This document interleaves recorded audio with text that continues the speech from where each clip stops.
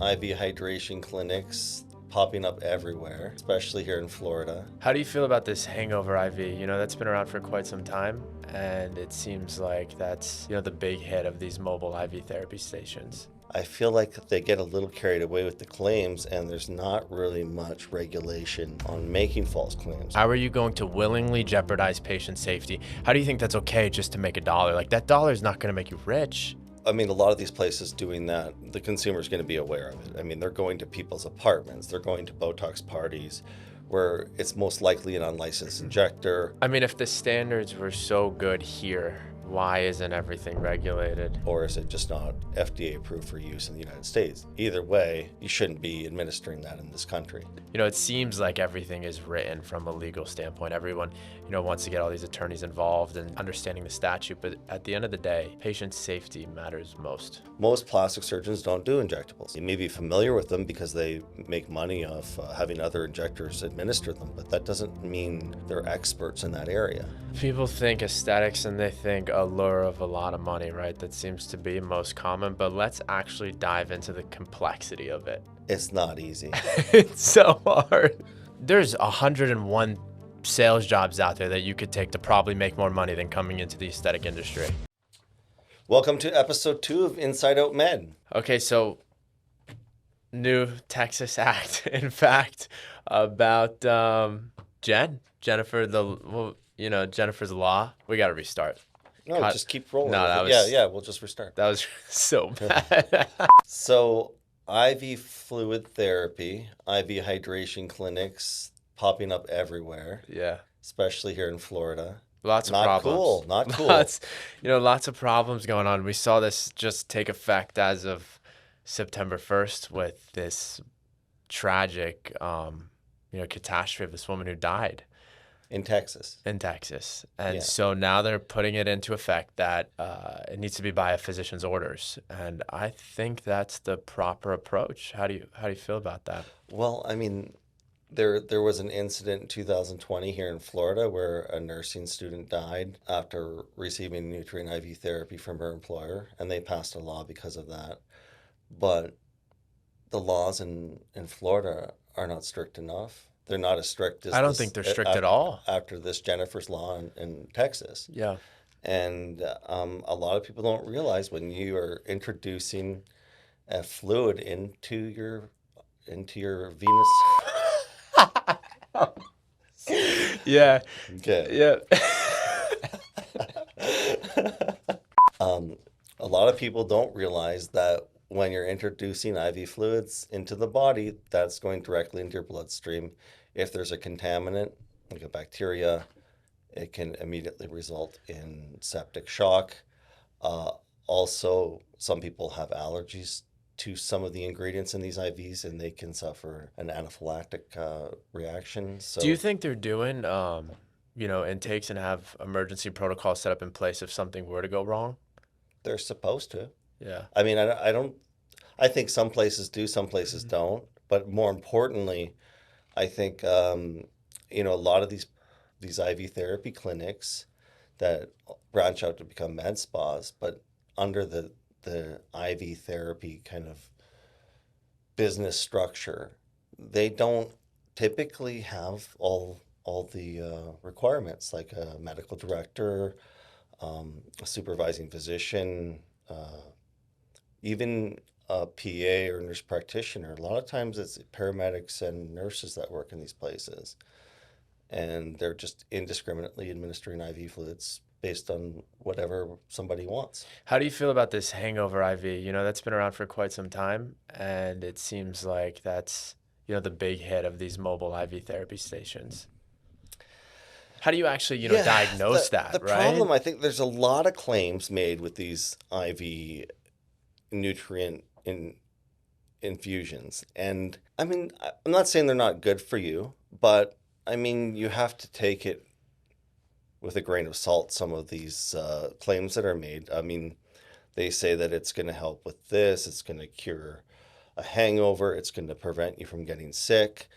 I mean, you can't make bold claims like that. You can say it may help with, dehydration after drinking all night. It may help, you not get as sick, or it may help prevent sickness if you're feeling run down after a long flight or a trip, etc. But I feel like they get a little carried away with the claims, and there's not really much regulation on making false claims, although the FDA has strict guidelines on what you can and cannot say when it comes to medicine, but I don't think they really enforce it that much. So if I'm a patient, what do I need to look for in a clinic, in an establishment, even if it's a mobile IV therapy type of place? What do I need to be looking out for?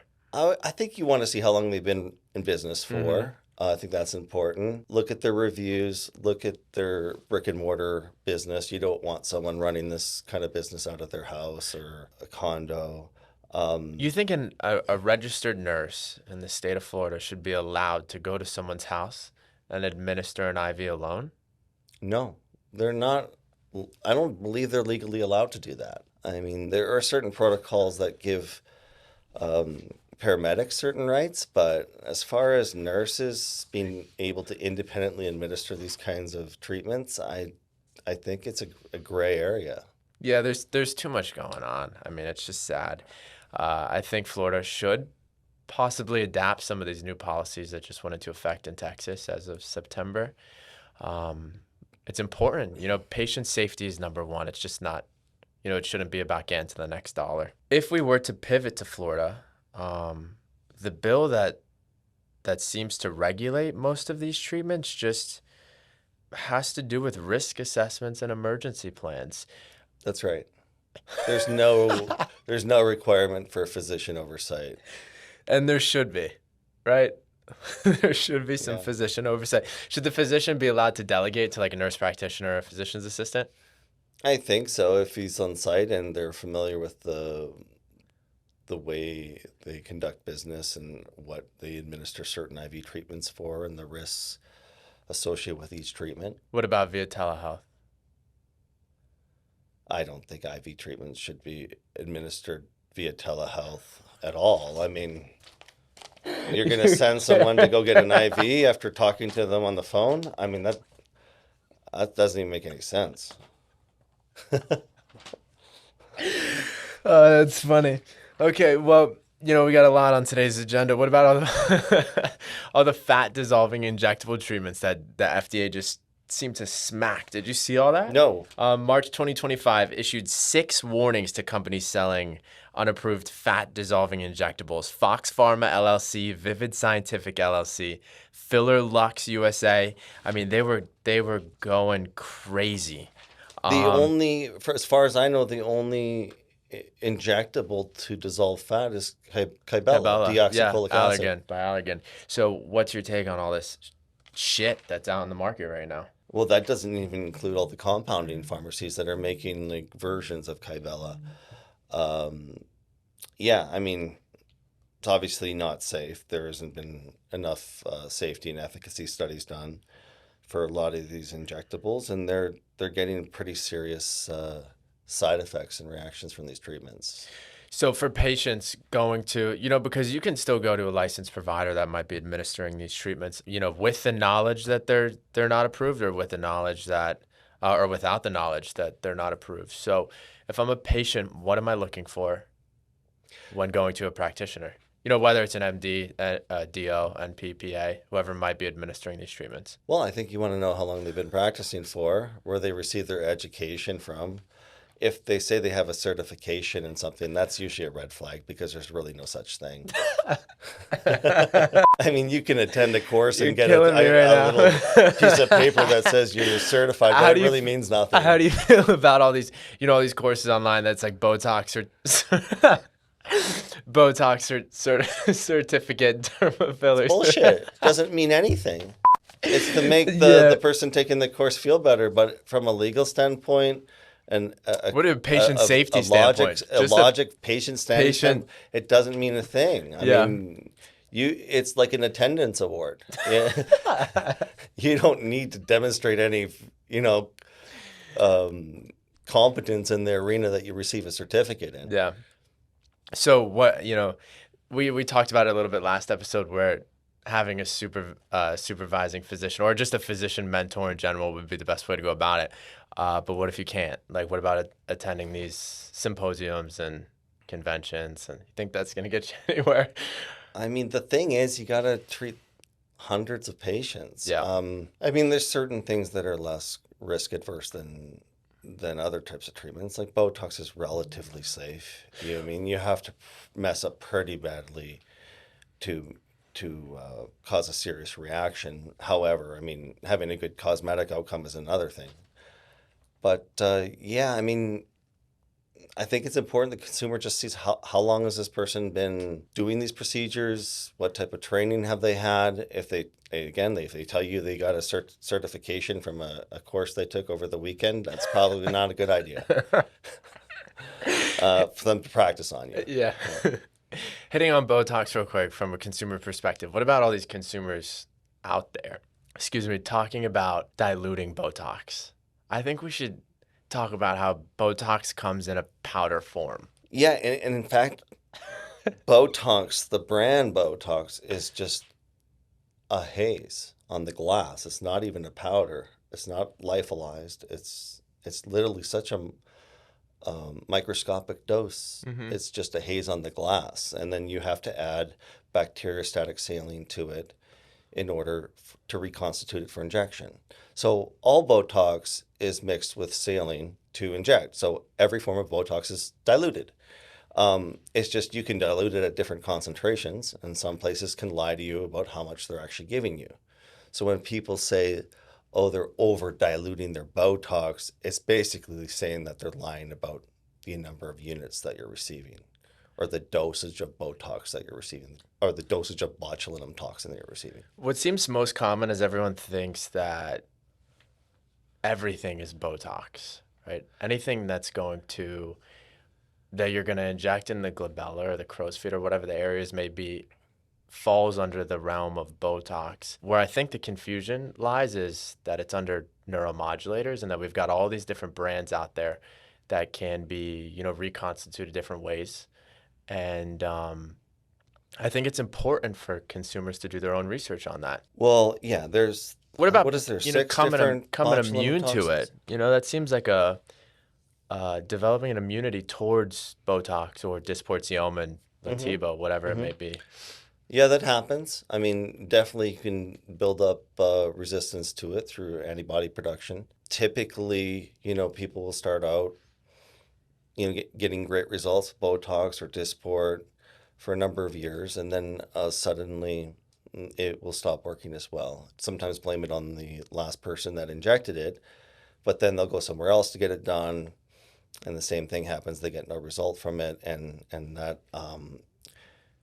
there's not a lot you can do in those cases. You can try administering an alternative like Xeomin, which doesn't have as many accessory proteins that the antibodies can bind to, but even in those cases, it works about 50% of the time. And unfortunately, there's not a lot you can do if you're one of those people that's developed an immunity to botulinum toxin. Counterfeit Botox. I get these things in the mail all the time. I'm sure you do too, about these companies overseas that claim to sell, Botox, Xeomin, Dysport, the whole fleet of fillers. I saw that there was a woman arrested in 2024 for injecting counterfeit Botox. If I'm a patient going to obtain objections, how do I steer away from that?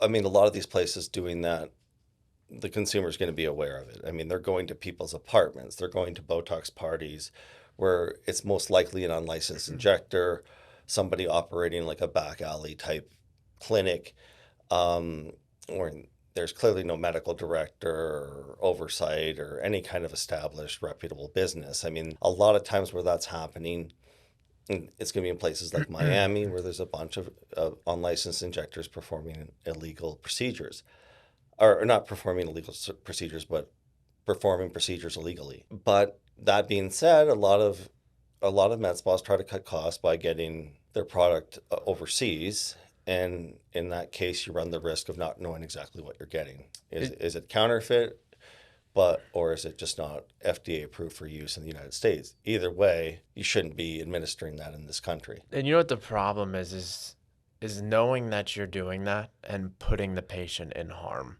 Back to the previous episode, one of the biggest talking points was all of these clinics trying to acquire a new client.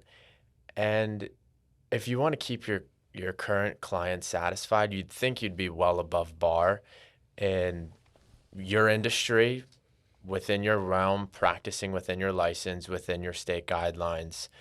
And in the state of Florida, I think we should, start to see some change within the next couple years. What would you like to see out of the state from their responsibility? I think there should be a list of requirements, not only as far as physician oversight or medical directors, but protocols that are in place, even educational requirements. Who comes up with that though? Like if we're gonna do educational requirements, like what, like it's not like it's a trade, Yeah, you have to be great at your craft. It's an artist perform, and that's their artwork. But how would you even go about that? Like if we were to brainstorm on it, and let's say there's this educational committee, it's like going back to school. Well, in a sense, and you can even apply that same requirement to physicians. I mean, just because you're a dermatologist doesn't mean you did any cosmetic dermatology. I mean, you could be a dermatologist from 30 years ago before injectables were around and not have any training in Botox or dermal fillers or any of the modern medical spa treatments.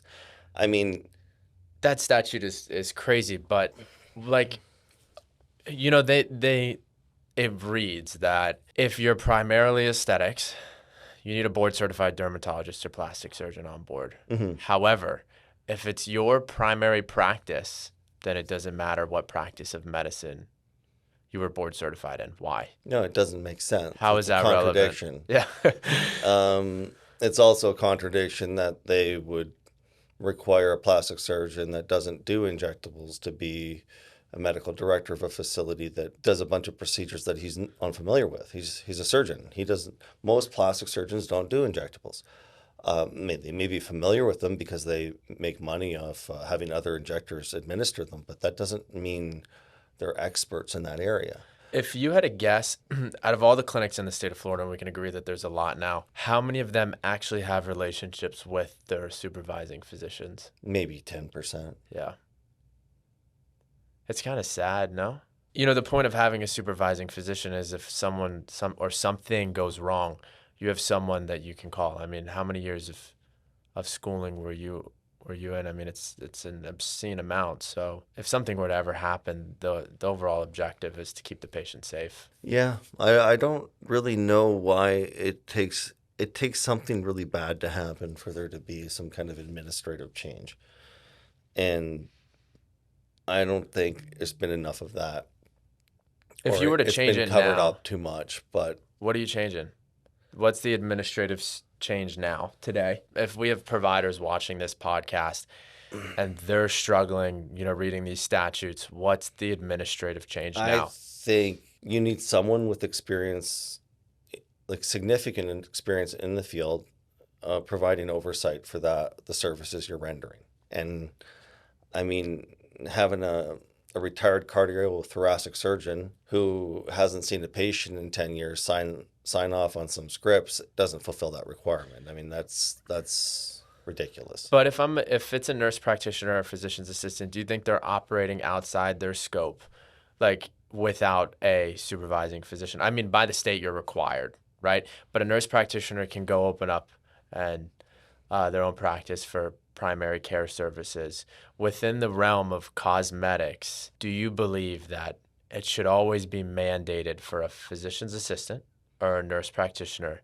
to have physician oversight? Yes, and I think the same applies to the practice of general medicine as well. I mean, So why not agree with primary that. care?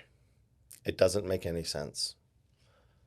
I mean, they take a very, very uh, broad approach to every patient that walks through the door. And I'm not saying there aren't good nurse practitioners or PAs out there, but if you've ever been to an urgent care clinic, you're probably not going to get an accurate diagnosis or the best treatment for what you're going in there with, because most of the time they'll just send you to the ER if it's even the least bit complicated. And if you had to, weigh out aesthetic medicine, regenerative medicine, which one is more complex? Where do we need more physician oversight? I wouldn't say you need more of it in one versus the other, but I think you need adequate physician oversight in both. I mean, you need a pretty good, strong internal medicine or family medicine background for,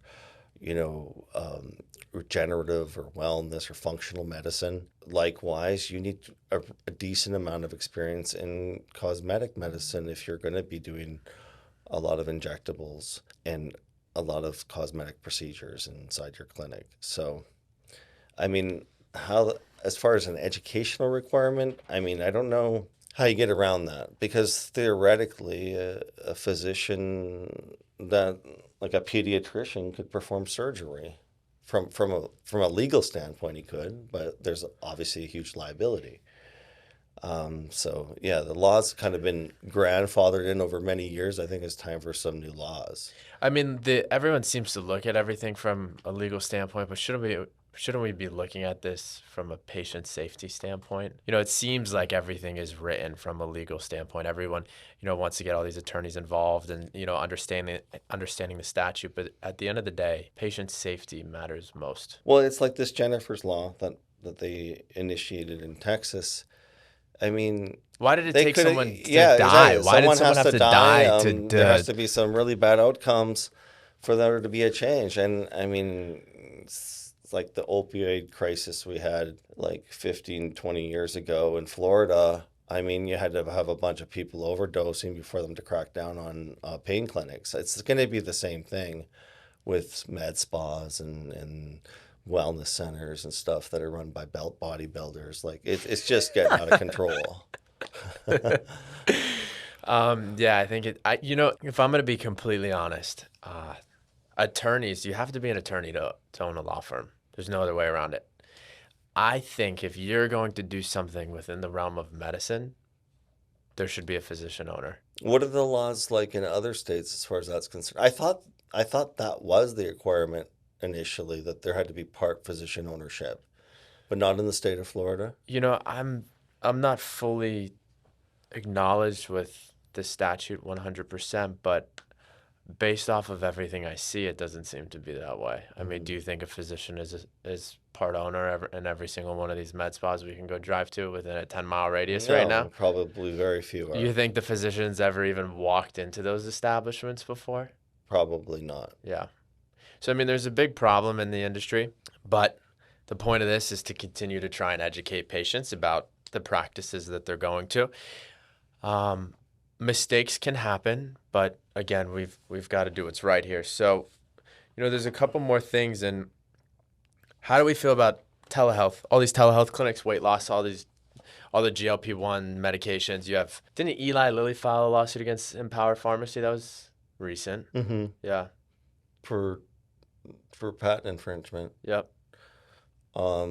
Yeah, so the reason GLP-1s became like a compounding pharmacy's dream is because there was a shortage and they managed through legal loopholes to start making these compounds that these big pharmaceutical giants had patents on.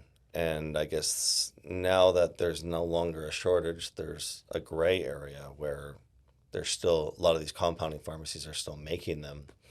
And I'm not exactly sure what's going on in that industry, to be honest with you, because What do you think should happen? You're a medical practice, medical spa, or HRT clinic, and you've got a provider prescribing GLP-1s. Should it be allowed? Should it not be allowed? What's the approach?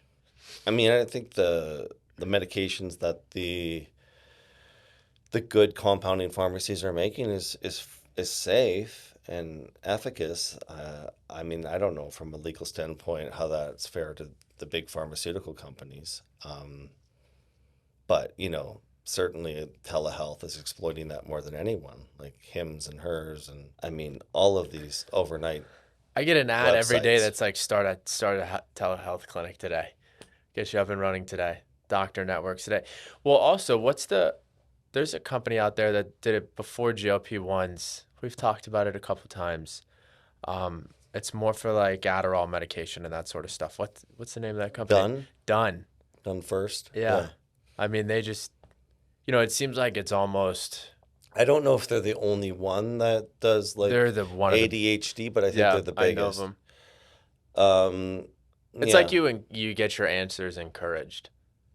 Oh, yeah, for sure. I mean, ultimately, they want to qualify you for the medication. So how is stuff like that still around?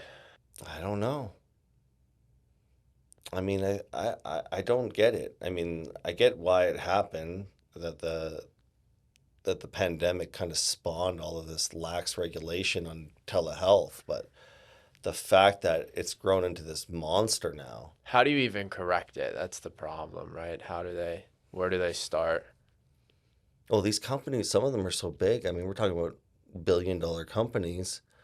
I mean, they obviously have connections in high places.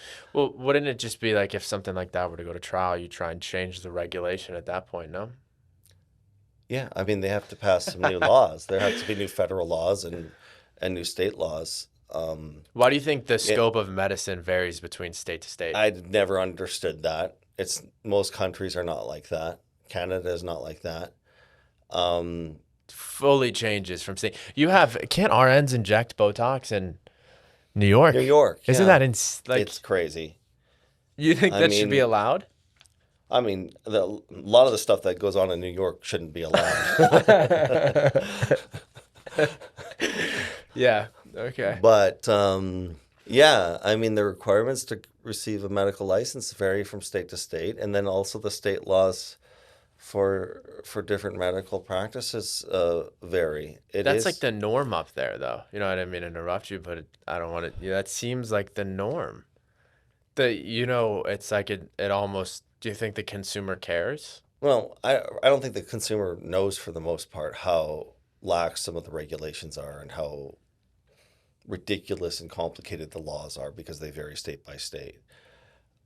I mean, if it was federally mandated, like you got a American medical license and it was federally controlled, I think it would be better.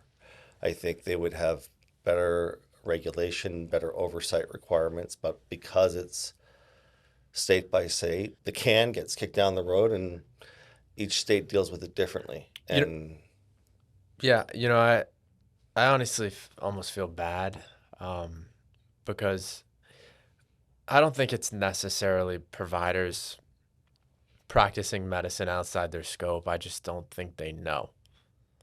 I think a lot of these well, what do they teach you? Do they teach you all of these statutes and exactly what type of medicine you should be practicing in school? Like, do you think that's actually going on in the no, classroom? no, What never. you're supposed to do and what you're not supposed Yeah, to do? no, they don't get into that. And certainly they don't even get into different regulations by state. Like when you're applying for a state license, it's not like you have to be informed of state laws, the small intrinsic variables between each scope of practice that can change based on what state you're in. And speaking on that, I'm grateful to have you as my chief medical officer. How many times a day are the providers asking you questions about, for example, diagnostic reviews? Like, how many questions do you get a day? And after going through all this schooling and having years in the industry, like, how many questions do they still have?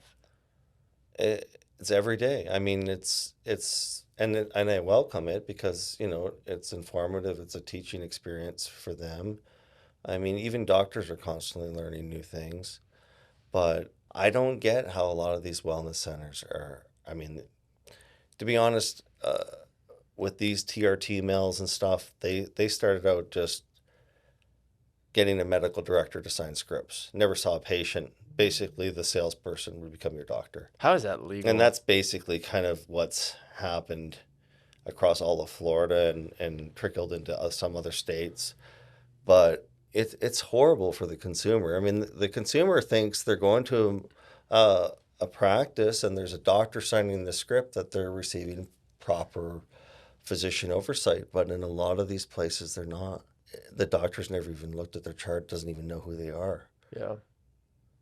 Yeah. It shouldn't be legal. And as far as nurse practitioners and PAs, they definitely require oversight because I mean, there's a lot of situations they encounter that they're not familiar with. I mean, unless they've been doing it for 20, 30 years and they're extremely competent in that field, that's not normally the case. The normally case is they're recent graduates and they have to learn a lot, and they shouldn't be jumping into these roles without, being able to bounce ideas off a mentor constantly. How common do you think it is nowadays with, younger individuals who are going to college strictly to become an NP or PA because they want to get into aesthetic medicine?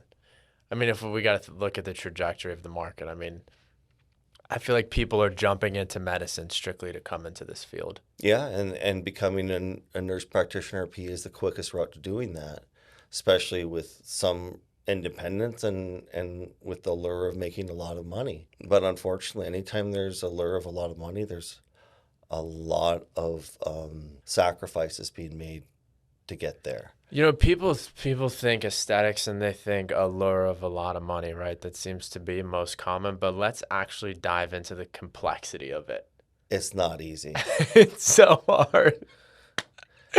I mean, mean, it's insane. Yeah, I mean, for every medical spa that's successful, and we touched on this last, I mean, how many have gone out of business?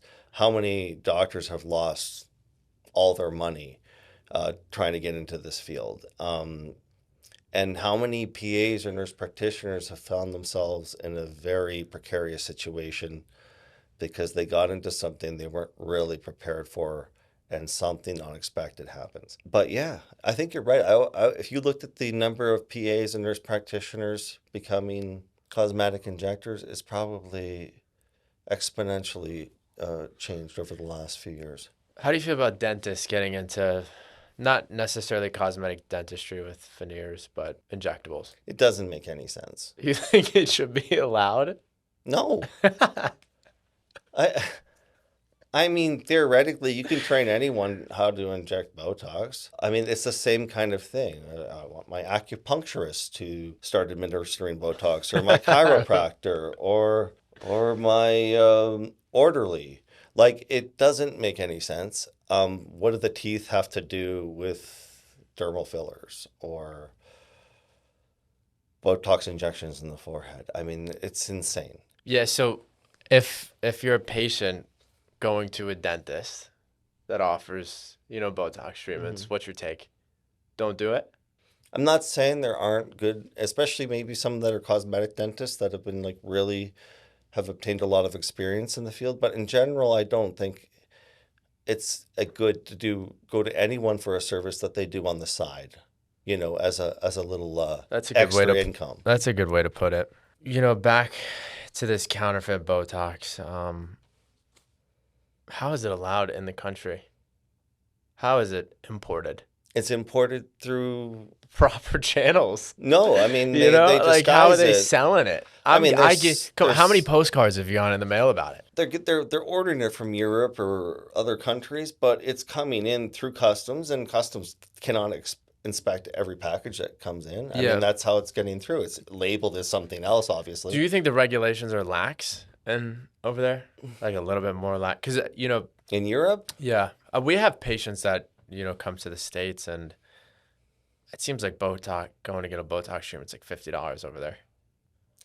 Yeah, I mean, especially in some of the Eastern European countries, it can be very inexpensive. Medicine as a whole seems cheaper everywhere outside of the States, right?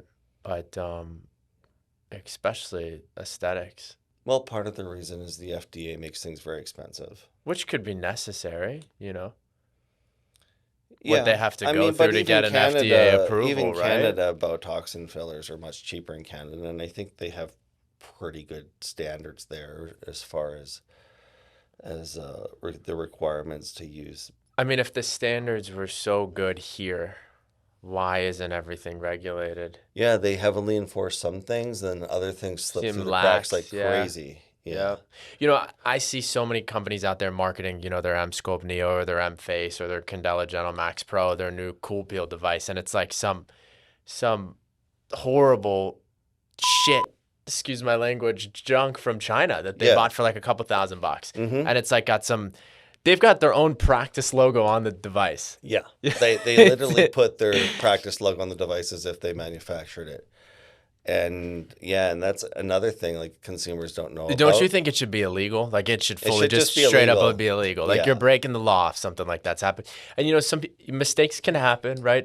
If you're if you're doing something you don't know about it. But like the whole point of this is so like we can educate based off of past experiences, right? Yeah. So like if someone out there is selling a device for $100,000 and you can go online and purchase it for $5,000, don't do it. Just don't do it.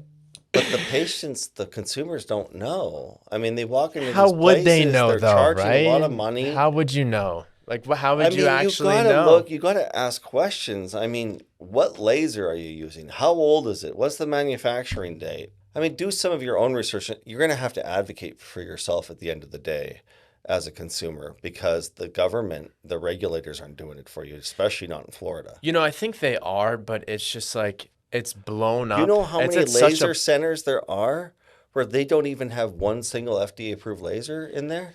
yeah, It's yeah, but crazy. so what seems to happen though is a complaint needs to be filed in order for it to be investigated, right? If the state doesn't know, how are they going to But is it investigate? even Do illegal? you think that? Well, one, it should be, right? But We is can it? we can both. I'm not even sure that it But is. we can agree that it should be illegal, Yeah. right? Because you have to go through FDA clearance, and there's so many injectables out there that are not all the peptides that are not FDA for research purposes only. You've got how many big companies out there are using for research purpose only peptides medications? Oh, I mean, yeah. If you see a website that says for research purposes only, I mean, obviously you don't know what you're getting. It's a lot. But so back to whether or not it should be illegal. We can agree there. How much can the state know, right? If they don't know at the end of the day, they don't know. And then once a consumer files a complaint, then they can investigate and, reprimand. There's more oversight that goes into checking my fucking fire extinguisher than whatever lasers I'm using, whatever like $200,000 What, machines. And why is that? when's Because the that's la- a racket. when- That's a racket. When's the last time you had an inspection? I've never had inspect. The fire department comes in and checks my fire extinguishers and gives me shit if my fire extinguisher's a year old. Yeah. I mean, that is how ridiculous it's gotten. I had an inspection for the electrology license, like maybe it was like 6 months ago. Very nice. Like they're great people. They come in and they check everything. But my most recent inspection as well was from the fire department. I mean, if Why do you everything think got as that much is? as scrutiny as the fire department gets to check things out, I mean, I listen to false fire alarms all day long, all year long, for nothing. But I mean, everyone goes along with it because somebody decided that's a good thing to do. But we're not doing anything about a lot of these other industries. No, that's true. But I think it would be good for the industry. I don't see I see a couple podcasts out there like this where they're talking about, the things that should be going on, the things that shouldn't be going on. Hmm. But if people just practiced proper business, right? So if you're in the field of medicine and your number one priority was patient safety, 99% of negligence I don't think would occur. No, I mean you have to if you actually really care, not providing a service that really doesn't work for one. There's a lot of places that do. And then two, actually care about patient outcomes and patient safety. They wouldn't need to be all this oversight, but unfortunately like 90% of the people in this business don't care about those two things. We have satisfaction guarantees on everything, right? If you listen to your provider's opinion, go with their medical knowledge and listen to their treatment plan, satisfaction guarantee. You're upset, results can vary, and we'll fix it until you're happy. Why not mandate something like that? There's a bunch of consumer protection acts, but it's Well, like, the don't problem you think it's just like an ethics thing? At the end of the day, you learn about ethics in school. People should be ethical. How are you going to jeopardize patient safety knowing that it's like willingly? How are you going to willingly jeopardize patient safety? How do you think that's okay just to make $1? Like that dollar is not going to make you rich. It's not. There's 101 sales jobs out there that you could take to probably make more money than coming into the aesthetic industry, right? Oh yeah, for sure. With all It's not just like becoming a doctor is not an easy way to make money. Yeah, but I you're mean, very successful. Like, but how long have you done? You've done it for a long time. Like, you know what you're talking about. So, But you For can't. people who do want to become doctors, I think they should, No, I regardless do, of but you how. can't do it for the reason that it's going to lead to like some kind of financial success. If that's all you're concerned about, there's easier ways to achieve financial success. Yeah. Unfortunately, the industry is there's a lot of fraud in it, and there's a lot of unscrupulous people in it trying to make a quick buck and get in and get out, and that's the nature of a lot of Southeast Florida. But it's a fun industry to be in. So like you've got a team who wants to come up, and we hire a lot of people from the hospital, right? And they're not happy, right? Because you you got to go to the hospital because you have to go to the hospital. No one Yeah, wants to go to the hospital, right? So that yeah. energy comes off. What so when we're hiring out of the hospital, I hear it a lot. There is something so great about the industry from a provider and a patient perspective. One, patients want to be there. And I've seen it where some patients are scared to jump into the industry. They're so ashamed of whatever insecurity that they might be dealing with. And they go see an educated provider and listen to their treatment plan, and it's almost life Hmm. changing. And you see it all day, especially with the intelligence from regenerative medicine of how life changing that is when you have a properly diagnosed treatment plan. Yeah, no, absolutely. I mean, there's a lot of satisfaction you get not only as a provider but as a business owner if you're doing things the right way. I mean, it's a great industry to be in, and there's a lot of personal reward and satisfaction from knowing you're doing the right thing, and especially in an industry where there's a lot of bad players. So yeah, you're absolutely right. And if you're coming from somewhat of a depressing field where you see a lot of sick people, I mean, obviously, there's a lot of wonderful people involved there, but if you don't want to be in a hospital working under those conditions, I mean, this is a great opportunity to be around people that are happy to come into your office and receive treatments for various things that make them feel a lot better Yeah, about I could themselves.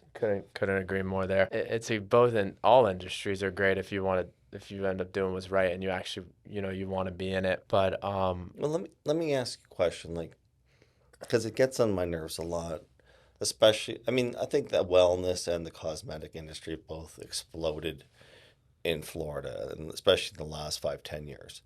And now I'm seeing a lot.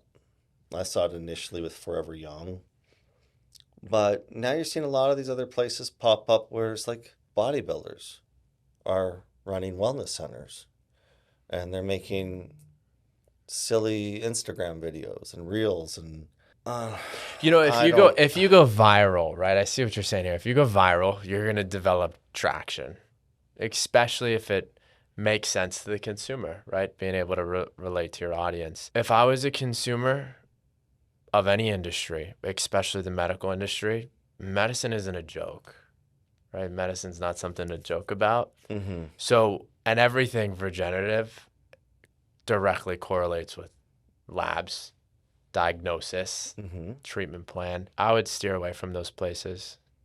Definitely. Why do you think an ER doctor, right?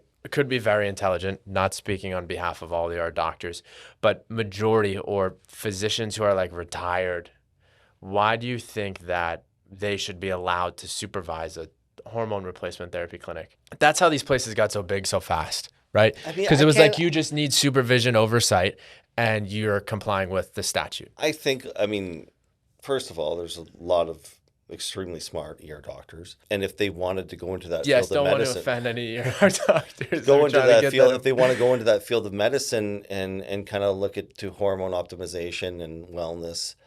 I mean, I think that's something they could become proficient in rather quickly, especially if they studied the appropriate materials and What materials though? Like I'm what are the materials? well, there's courses, The there's board courses you don't believe certifications. in. I mean, we're talking What about. good courses? Give me one.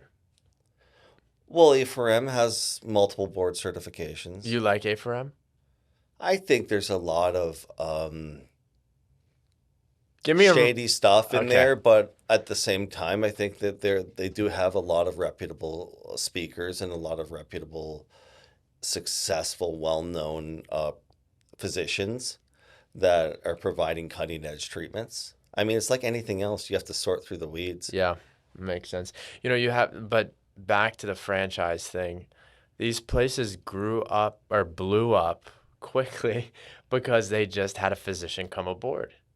I have a compliance company that they will, they'll give you, I've shared them with you, the massive PDFs of all the different, emergency protocols that they've put in place for if something goes wrong. But they also know of a bunch of companies that will find you a supervising physician. Like if you're a nurse practitioner or a physician's assistant and you want to go off on your own, they're like, we'll find you a physician today. Yeah. And it's like a couple $100s. And honestly, it's only going to attract the type of It's literally it's like the a couple. physicians that don't want to really have anything to do with it. But do you Because think that like that's negligence on the physician, like on their license? Like you're a physician. Do you think if you're a physician, a respectable physician, even if you had to go through med school, you had to go through everything, you had to take your boards. Why do you think they would engage in a relationship like that over $500, $1,000? I don't know. It blows my mind. I mean, easy come, easy go, I guess. But like anytime I've been approached to be a medical director, I mean, I want to be somewhat involved. I want to have oversight over what's going on. But I mean, if they're paying $1,000 a month, I mean, obviously you can't participate in that properly. It's not. It doesn't make sense from a financial standpoint.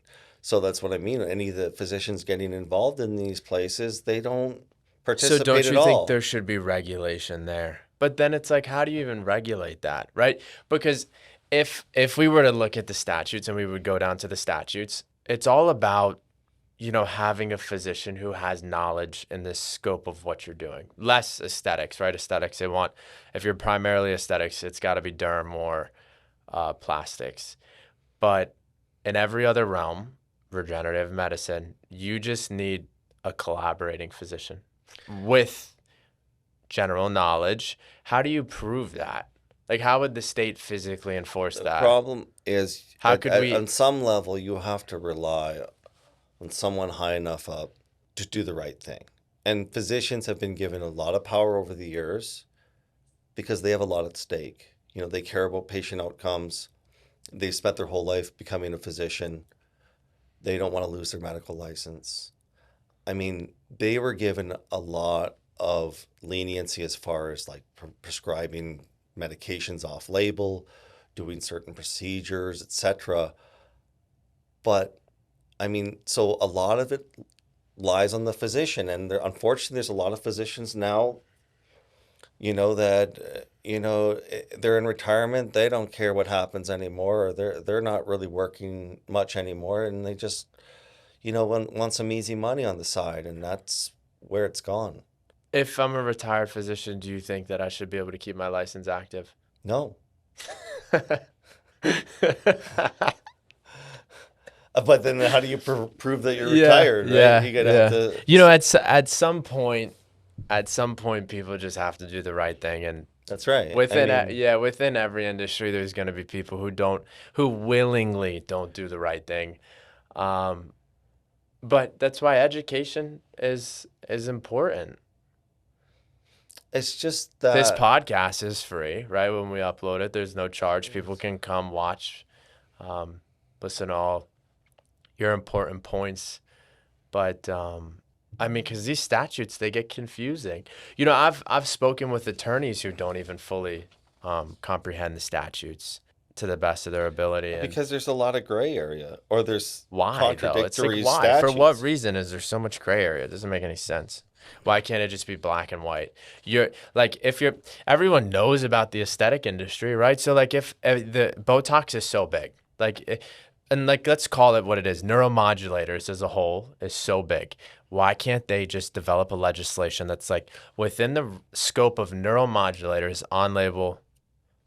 These are the people who can provide.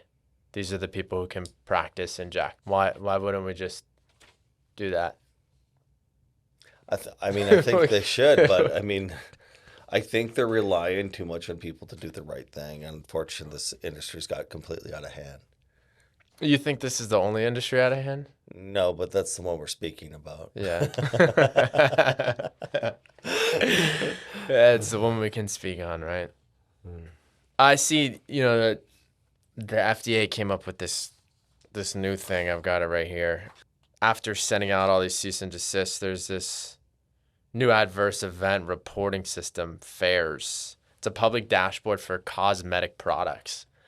Consumers can just go onto the dashboard and get real-time reports of any adverse reactions are happening. I didn't even know about that.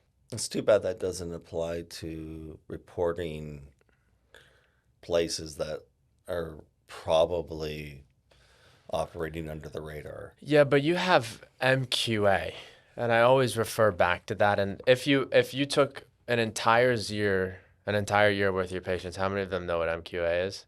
None, None. right? Consumers should go fact check on it. You can see everything that's active. You can see complaints. You can see everything that's filed in relation to the board. You can look up the practices to see if they actually have a supervising physician. I think that's a good start. Yeah. I think that's definitely a good start. So GLP-1. Well, let's talk about GLP-1s in another. So there's the compounded GLP-1s, semaglutide and tirzepatide. The semaglutide is the generic for Wegovy and Ozempic, and tirzepatide is the generic for Zepbound and Mounjaro. But there's some new drugs that are actually being prescribed that are still in phase 3 trials, I believe. I see it everywhere. And there's big companies out there that I think this is an Eli Lilly product, right? Yeah. And it's still in phase 3 trials. You're talking about retatrutide. It's retatrutide. What's your take on it? Okay, well, retatrutide is not FDA approved yet. It's currently in phase 3 trials. And so you might ask yourself, one, how can compounding pharmacies make a drug that has never been FDA approved for use in the United States? And two, how do practitioners feel about prescribing a drug that hasn't passed phase 3 trials for safety and efficacy in humans? Blows my mind. These are big companies though, like that are prescribing it. That's what I mean. That's crazy. I mean, how are they not getting into trouble for this? Yeah, I mean, like one, successful. it's a patent violation in the first place. Yeah, Eli but Lilly owns the patent to that drug. Who enforces the patent violation, and who do the Eli Lilly comes after the compounding pharmacy? Do they go after the clinic? They don't go after the clinic, right? No, but how does one of the big ones out there prescribing this is BioStation, which is a reputable clinic. Why though? Why do there's alternatives out there? Why do you even bring on something like that? Like, whose decision is that? They've got multiple doctors on board. Do you think it's just based off of medical judgment they're like, this is better than the alternatives? Okay, so what would happen to them if at some point in phase 3 or phase 4 trials, they decide that this drug isn't efficacious or it's too unsafe? Now they've opened themselves up to massive liability if there's adverse effects that are not safe for human use. I'm not saying it's not a good drug, and I'm not saying it won't become FDA approved, but right now, this is the first time I've ever heard of compounding pharmacies making a drug that's in clinical trials and not approved for use by the FDA. And it's the newest GLP-1 drug, which is a triple agonist. It acts on 3 receptors, whereas tirzepatide only acted on 2, and semaglutide acted on 1. So it's actually right now showing more promise than either of those. And everyone's excited for the latest, greatest thing. But I mean, at the expense of sacrificing patient safety, I don't think it's a great idea. So why would they bring, this is a company that's been around for a while. Money hungry. They want money. I mean, everyone wants the newest, greatest thing. I mean, I want this new drug that's out. This guy down the street's prescribing it. Why won't you? And that's what happens. So, speaking of that, right? What about, you've got exosomes out there, lots of practices doing that, not FDA approved. Orange jellies out there, a lot of practices doing it, not FDA approved. PDGF, which seemed to be an incredible product, only supposed to be used for topical use. Platelet-derived growth factor. Yeah. Yeah, Airy Essence Yep. is the one marketing that. As an And injectable. they Hold on, advise it to be used as an marketing injectable. it as an injectable, Yes. right? Thoughts? I mean, it's funny they would market it as an injectable and then on all their packaging say not for use as an injectable. I mean, that to me is a pretty big contradiction. And why did they have to say that? I mean, they haven't done the safety studies. Yeah, but it goes back to the same other products. Why are people utilizing orange jelly? That's not FDA approved. Well, Is it for none injectable of the use? stem cell products or exosome products are FDA approved. So why aren't these companies getting shut down? Like they're, you can only make certain claims, right? So maybe they're not claiming the things They're that get not them in making, trouble. yeah, they're avoiding making certain claims, and it doesn't mean that they haven't had positive outcomes with these things. But again, it goes back to physician accountability. Some doctors think it's the best for the patient, and they're willing to administer it to the patient for a various therapeutic reasons. Mesenchymal stem cell product like Wharton's jelly, which is derived from the lining of the umbilical cord that the blood flows through. I mean, it showed some promise as an anti-inflammatory, and it's worked for osteoarthritis and some autoimmune diseases. I mean, it doesn't mean it's bad, but I mean, okay, what's better that someone's going to Mexico or Costa Rica to get something there that they really even have less oversight and scrutiny over? I mean, there are a number of clinics doing it in this country, and some are reputable and some are not. And yeah, it's the gray area of medicine where FDA has approved the use of these things for research purposes only. But as part of, operating under a research umbrella, physicians can make the decision to use this to see if it can help with various disease states. So do you think the peptide is safe? Which one? Retatrutide.